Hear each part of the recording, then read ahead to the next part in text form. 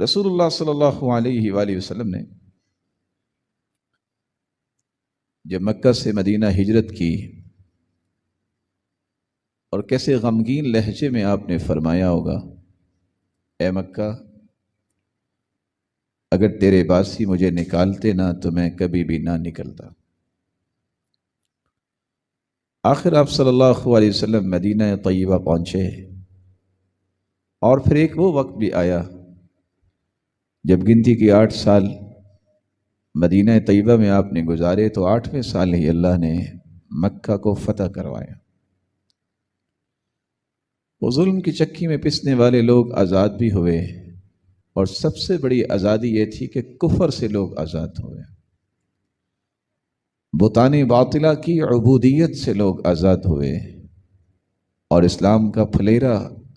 لہرایا گیا، اور پھر رسول اللہ صلی اللہ علیہ وسلم کے